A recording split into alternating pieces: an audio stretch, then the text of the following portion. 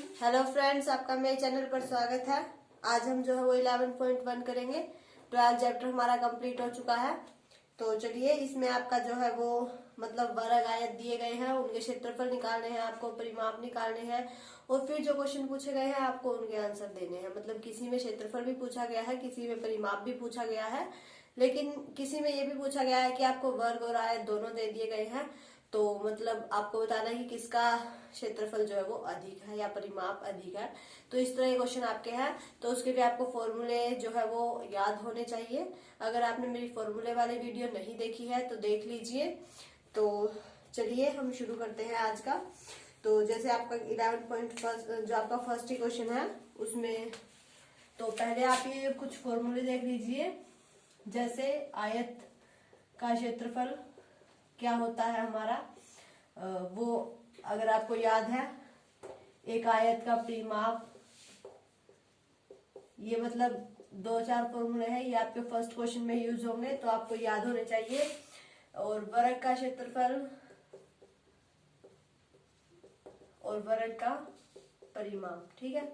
मतलब अगर आपको फॉर्मूले याद है तो आपको कोई दिक्कत नहीं होगी, आप इन्हें आसानी से कर सकते हैं। तो जो आपका आयत का क्षेत्रफल आपका क्या होता है, लंबाई गुणा चौड़ाई, ठीक है। ये आपका आयत का क्षेत्रफल होता है। और जो परिमाप होता है वो होता है 2 गुणा लंबाई प्लस चौड़ाई, ठीक है। और जो वर्ग होता है उसका क्षेत्रफल आपका होता है भुजा का स्क्वायर, यानी कि जो आपकी भुजा दी गई होगी उसका स्क्वायर करना है। और जो परिमाप होगा वो होगा 4 गुणा भुजा। देखिए, वर्ग की आपकी जो है वो चारों भुजाएं समान होती है, इसलिए इसका परिमाप निकालना पड़े तो हमें एक भुजा का निकाल के उसे 4 से मल्टीप्लाई कर सकते हैं। और अगर इसका क्षेत्रफल निकालना पड़े तो हमें अगर एक भुजा दी गई है तो हम उसका स्क्वायर कर देंगे तो उसका क्षेत्रफल आ जाएगा, क्योंकि इसकी चारों भुजाएं जो है वो समान होती है। और जो आयत होता है हमारा, उसमें मतलब हमारी 2 भुजाएं आमने सामने की भुजाएं समान होती है। तो उसमें आपको अगर लंबाई चौड़ाई दी गई है तो आप उसका क्षेत्रफल और परिमाप अच्छे से निकाल सकते हैं, ठीक है। तो इस तरह के क्वेश्चन मतलब फर्स्ट क्वेश्चन में आपको यही यूज करना है। तो चलिए हम शुरू करते हैं। जैसे देखिए, फर्स्ट क्वेश्चन में आपके 2 आकृति दी गई है और ये तो दिया गया है आपका वर्ग है और ये आपका आयत दिया गया है, ठीक है। और मतलब इसका तो ये 60 मीटर दी गई है भुजा और इसकी 80 मीटर दी गई है। ये 2 आकृतियां आपको फर्स्ट क्वेश्चन में दी गई है, ठीक है। फिर इसने पूछा है कि एक आयताकार और वर्गाकार खेत के माप दिए हुए हैं। ये इसने खेत दिया है कि ये हमारा एक वर्गाकार खेत है और एक ये आयताकार खेत है। इनके माप इसने हमें दिए हैं। यदि इनके परिमाप समान है तो किस खेत का क्षेत्रफल जो है वो अधिक होगा। अब इसने क्या कहा है कि यदि इनके परिमाप सेम है, यानी कि इक्वल है, दोनों के परिमाप जो है वो दोनों के क्या है, इक्वल है, ठीक है। परिमाप इक्वल है दोनों के, तो इससे कहा कि क्षेत्रफल कौन से का ज्यादा अधिक होगा। तो पहले आप परिमाप निकाल लेते हैं हम इसका। तो इसने कहा कि परिमाप दोनों के सेम है। तो जो आयत होता है हमारा, उसका परिमाप ये होता है 2 गुना लंबाई प्लस चौड़ाई, ठीक है। तो इसने कहा कि परिमाप जो है वो दोनों के इक्वल है, यानी कि इसके इक्वल ये हम लिख सकते हैं, इसका परिमाप है हमारा 4 गुना भुजा, ठीक है। तो इस तरह से इसे हम लिख सकते हैं, कोई दिक्कत नहीं है, क्योंकि जो इसने कहा है कि परिमाप जो है वो दोनों के हमारे इक्वल है। तो चलिए, इसमें आपका जो दिया गया है उसे आप रख दीजिए और जो नहीं दिया गया है वो उसकी वैल्यू हमारी निकल जाएगी। तो देखिए, 2 लंबाई, ये मतलब उसका होता है ना हमारा आयत का, तो आयत हमारा ये है, ठीक है। तो आयत का परिमाप हमारा ये है, तो इसकी लंबाई हमें दी गई है 80 है, लेकिन चौड़ाई हमें बतानी है तो इसकी जगह हम बी लिखते हैं। बी मतलब ब्रेथ, एल मतलब लेंथ और ब्रेथ, ठीक है। लेंथ हमें दी गई है 80 है, बी हमने लिख दिया। 4 गुना भुजा हमारी कितनी दी गई है, एक 60 दी गई है, ठीक है। तो इस तरह से हमने इसे लिख लिया। अब इसके अंदर मल्टीप्लाई कर दीजिए। 160 2b इक्वल है हमारा किसके, 240 के, ठीक है। अब जो 2b है हमारा वो इक्वल हो जाएगा किसके, 240 माइनस 160 के। तो 2b जो है वो हमारा इक्वल हो जाएगा। देखिए, इसमें से ये जो है वो माइनस कर दीजिए, आपका जो है वो आंसर आ जाएगा। तो देखिए 0, 80 आ गया हमारा, ठीक है। 80 ठीक है। ठीक है, 80 आ गया तो इससे हम v की वैल्यू निकाल सकते हैं। तो 80/2 यानी कि 40, यानी कि जो हमारी मतलब चौड़ाई है वो हमारी कितनी आ गई, 40 आ गई इसकी। ठीक है, 40 आ गई, क्योंकि इसकी तो सारी भुजाएं समान ही है, ये 60 के तो ये भी 60 के, ये भी 60 के और ये भी 60 की है। तो इसकी हमें ये तो पता था कि लंबाई 80 है, इसकी चौड़ाई हमें नहीं पता था कि कितनी है, तो 40 आपकी इसकी चौड़ाई आ गई। ठीक है, इतना सोल्व हो गया।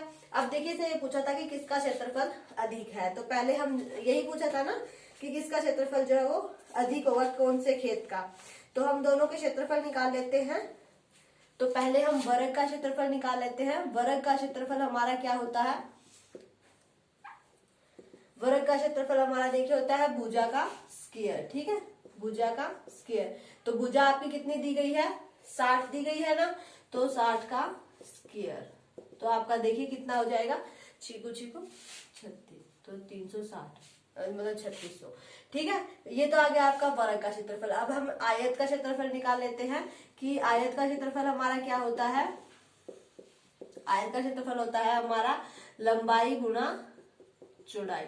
लंबाई आपकी कितनी दी है, 80 है, चौड़ाई कितनी आ गई हमारी, 40 आ गई। ठीक है, 8 चौके 32, तो 3200 ये आपका आ गया। तो अब आप जो है वो आसानी से बता सकते हैं कि किसका क्षेत्रफल अधिक, 3200। ठीक है, मतलब ये आपका मीटर्स में है, मीटर स्क्वायर। तो अब ये आपका वर्ग का क्षेत्रफल आ गया और ये आपका आयत का क्षेत्रफल आ गया। तो आप बता सकते हैं कि किसका क्षेत्रफल अधिक है, आपका वर्ग का। तो आप यहाँ पर लिख देंगे अतः वर्ग का क्षेत्रफल अधिक है, अधिक होगा। तो इस तरह से आपको जो है क्वेश्चन सोल्व करना है। पहले आपको क्या करना है, देखिए इसकी तो भुजा है, चारों भुजाएं समान ही होगी क्योंकि ये हमारा वर्ग है, लेकिन आयत है इसकी हमें लंबाई दी गई है, चौड़ाई नहीं दी गई है। तो पहले हमें इसकी चौड़ाई निकालनी पड़ेगी। उसके लिए इसने एक बात बोल दी कि इन दोनों के परिमाप जो है वो इक्वल है। तो इन दोनों के परिमाप का सूत्र जो है वो हमने इक्वल रख लिया। जो जो मतलब हमें गिवन था वो हमने रख लिया, और जो नहीं था उसकी जगह हमने एज इट इज रख लिया। उससे हमारी जो है वो चौड़ाई निकल गई। उसके बाद सिर्फ क्या करना है कि क्षेत्रफल का फॉर्मूला लगाना है और बस ये चेक करना है कि किसका क्षेत्रफल आपका अधिक है। ठीक है, तो इस तरह के क्वेश्चन आपके आएंगे। तो देखिए नेक्स्ट क्वेश्चन देखते हैं। उसमें आपका क्या दिया गया है कि श्रीमती कौशिक जो है एक वर्गाकार प्लाट लिया है उन्होंने। ठीक है, मतलब एक प्लाट लिया है उन्होंने, वर्गाकार है पूरा। ठीक है, मतलब उसकी भुजाएं तो सारी सेम ही है। ये 25 है, तो ये भी आपकी 25 है। ठीक है, फिर उसने कहा कि वो उसके अंदर एक घर बनाना चाहती हैं। तो मतलब आयताकार एक घर बनाया है उन्होंने इस तरह से कुछ। तो जो ये है आपकी, ये वाली लंबाई है 20 है और ये है ये 15 है। तो ये कह रहे हैं कि घर के चारों ओर एक बगीचा विकसित किया है, यानी कि ये तो घर हो गया उनका और ये वर्गाकार प्लाट हो गया। मतलब ये जो है ये इसका सारा का सारा क्या हो गया, बगीचा हो गया। ठीक है, तो इसने कहा कि 55 रुपए प्रति वर्ग मीटर की दर से, कितने रुपए प्रति वर्ग मीटर की दर से, 55 रुपए। ठीक है, 55 रुपए प्रति वर्ग मीटर की दर से अगर टाइल लगाई जाए उसमें, तो बगीचे को विकसित करने का व्यय कितना आएगा। मतलब अगर इतने रुपए की दर से टाइलें लगाई जाती हैं बगीचे में, तो कितने रुपए जो है वो खर्च होंगे वो हमें बताना है। तो देखिए पहले जो है ये वर्गाकार दिया गया है, हम इसका क्षेत्रफल निकाल लेते हैं। फिर जो ये घर दिया गया है आयताकार, इसका क्षेत्रफल निकाल लेते हैं। इसमें से ये माइनस कर देंगे तो हमारा बगीचे का आ जाएगा। ठीक है, इतना सॉल्व हो जाएगा। फिर हम अंदाजा लगा सकते हैं कि अगर मान लीजिए 55 रुपए प्रति मीटर की दर से है, तो ये कितने मीटर का बगीचा हमारा आएगा, उस हिसाब से हम रुपए जो है वो बता सकते हैं। तो पहले आपको ये सॉल्व करना होगा। तो देखिए पहले हम वर्गाकार जो प्लाट दिया गया है इसका क्षेत्रफल निकाल लेते हैं। इसकी भुजा हमें दी गई है, कितनी है, 25, और जो वर्ग होता है हमारा उसका क्षेत्रफल क्या होता है, भुजा का स्क्वायर। तो यानी कि 25 का स्क्वायर। ठीक है, 25 का स्क्वायर आपका कितना होता है, 625। ठीक है, तो ये आपका जो है क्या आ गया, वर्ग का क्षेत्रफल आ गया। ठीक है, ये आपका क्या आ गया, वर्ग का, मतलब इस पूरे जो उसका जो पूरा प्लाट था ना उसका क्षेत्रफल हमने ये निकाल दिया। अब हम घर का लगाते हैं। ठीक है, तो घर की लंबाई आपकी कितनी है, 20 है। तो फिर घर की चौड़ाई, घर की चौड़ाई आपकी कितनी है 15। तो इस मतलब ये आयताकार घर है एक, इसकी लंबाई चौड़ाई है, तो आयत का क्षेत्रफल आपका क्या होता है। देखिए आपको हर एक चीज में जो है वो फॉर्मूलों की जरूरत पड़ेगी, लंबाई गुणा चौड़ाई, ठीक है। तो अगर आपको फॉर्मूले याद है तो आप क्वेश्चन सोल्व कर लेंगे, नहीं तो नहीं होंगे। तो ये आपका आ गया 300, ठीक है, 300 मीटर्स के, यानी कि वर्ग पूरे प्लाट का क्षेत्रफल निकाल दिया हमने, और जो उसके अंदर घर बनाया गया है उसका क्षेत्रफल हमने निकाल। तो अब हमें क्या करना है, अब हमें बगीचा निकालना है कि जो बगीचा है हमारा वो कितने, उसका क्षेत्रफल क्या है, मतलब वो कितनी कितनी जगह में है, ठीक है। तो बगीचे का क्षेत्रफल निकालने के लिए, तो बगीचे का क्षेत्रफल निकालने के लिए हमें क्या करना पड़ेगा, बगीचे का क्षेत्रफल निकालने के लिए हमें क्या करना पड़ेगा, अगर हम जो ये पूरा आयताकार प्लाट है आपका उसमें से मतलब पूरा वर्गाकार प्लाट है उसमें से जो आयताकार आपका जो ये घर बनाया गया है, मतलब देखिए ये आपका प्लाट है पूरा, मतलब जितना भी लिया गया है, और ये घर है, और ये आपका क्या है, ये बगीचा हमें बनाना है, ठीक है। तो अगर इस पूरे प्लाट में से हम ये घर का क्षेत्रफल घटा देते हैं तो हमारा बगीचा बच जाएगा।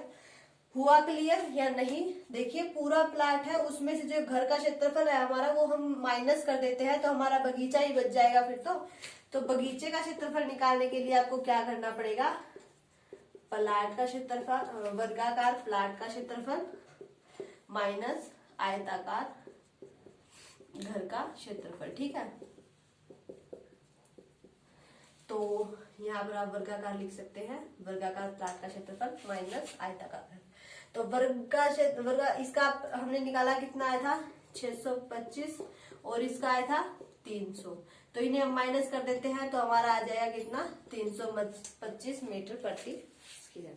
तो इस तरह से हमने जो है वो बगीचे का क्षेत्रफल हमने निकाल लिया। अब हमें क्या बताना है कि अगर प्रति मीटर की दर से आपके 55 रुपए लगते हैं, तो अगर हम इतने को वो करते हैं तो हमारे कितने, ठीक है।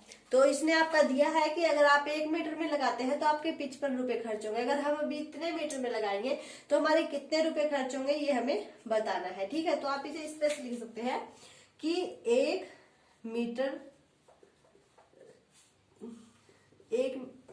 मीटर की दर से टाइल का व्यय, या फिर आप इसे यूं भी लिख सकते हैं कि 1 वर्ग मीटर की दर से बगीचे को विकसित करने का व्यय, ठीक है। इसे यूं ही लिख लीजिए, 1 वर्ग मीटर की दर से बगीचे को विकसित करने का व्यय, ठीक है। यानी कि जब 1 वर्ग मीटर में हम जो है वो बगीचे में टाइलें लगाएंगे, यानी कि उसे बनाएंगे, तो उसमें हमारा कितना खर्च आएगा 55 रुपए आएंगे, ठीक है। फिर हमारा टोटल बगीचा कितना है 325 वर्ग मीटर, तो इसकी दर से जो है वो बगीचे को विकसित करने का व्यय आपका क्या आएगा 55 × 325, जो भी आएगा वो आपका रुपए में ही आएगा। तो आप इनकी जो है वो मल्टीप्लाई कर लीजिए, 5 5 = 25, 5 2 = 10 और 2 12, 5 3 = 15 और 1 16, 5 5 = 25, 5 2 = 10 और 2 12, 5 3 = 15 और 1 16, तो 5 7 8 7। तो आपका जो है वो टोटल रुपए लगा लीजिए या टोटल व्यय आपका खर्चा जो होगा वो कितना होगा 17,875 रुपए आपके जो है वो टोटल खर्चे में आएंगे, ठीक है। तो आपके टोटल खर्चा कितना हो गया 17,875 रुपए। तो आप लिख सकते हैं बगीचे को विकसित करने का पूरा व्यय, पूरा खर्चा, यानी कि बगीचे को बनाने के लिए आपका जितना भी पूरा खर्चा हुआ है वो कितना होगा 17,875 रुपए होंगे, ठीक है। तो मतलब ये क्वेश्चन आपका किस तरह से था, देखिए आपको एक प्लाट दिया गया था वर्गाकार, उसके अंदर एक आयताकार आपका घर बनाया गया था, और उस घर के चारों ओर हमें जो है वो बगीचा बनाना था। तो ये हमें ये बताना था कि बगीचे में अगर 55 रुपए प्रति वर्ग मीटर की दर से टाइलें लगाई जाती है या फर्श बनाया जाता है तो वो हमारा जो है वो कितने रुपए में तैयार हो जाएगा, ठीक है।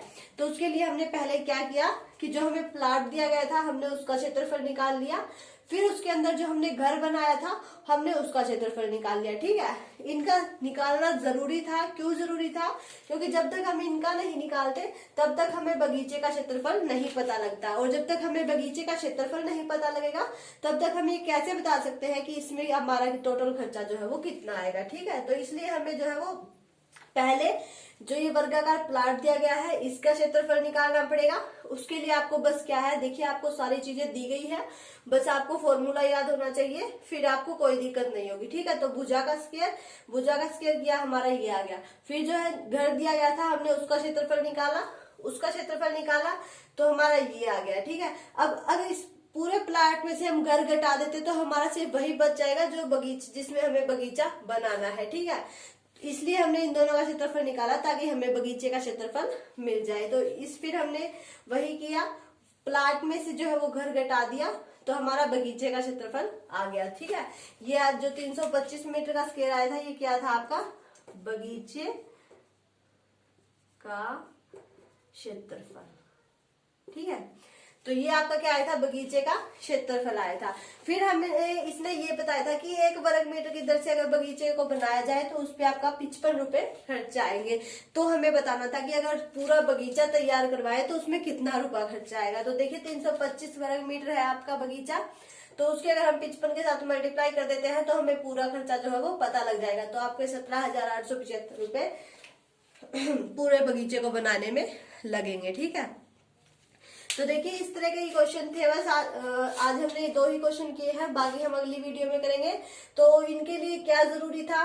वर्ग और आयत दोनों का क्षेत्रफल और दोनों का परिमाप आपको याद होना चाहिए, बाकी और कोई दिक्कत नहीं होगी। पिछले में हमें जो है वो परिमाप दोनों का इक्वल दिया गया था तो उन दोनों का सूत्र हमने इक्वल लिख लिया, जिससे हमारी जो है वो आयत जो था उसकी चौड़ाई हमारी निकल गई। ठीक है, मतलब अगर आपको एक चीज नहीं दी गई है तो उसके लिए आपको कुछ ऐसा जरूर दिया होगा जिससे आप वो चीज निकाल सकते हैं, तो वो आपको थोड़ा देखना पड़ेगा कि क्वेश्चन जो है वो आपका किस तरह से दिया गया है। तो आज हमने 2 क्वेश्चन ही किए हैं, इन्हें आप अच्छे से देखिएगा। अगर समझ में नहीं आते हैं तो कमेंट कीजिएगा, और अगर आपको मेरी वीडियो अच्छी लगे तो इसे लाइक कीजिए, ज्यादा से ज्यादा शेयर कीजिए, और अगर आप मेरे चैनल पर नए हैं तो इसे सब्सक्राइब करके बेल आइकन दबा लें ताकि आपको मेरे आने वाले वीडियो के नोटिफिकेशन मिलते रहे और आप अपने एग्जाम की तैयारी को जारी रख सके।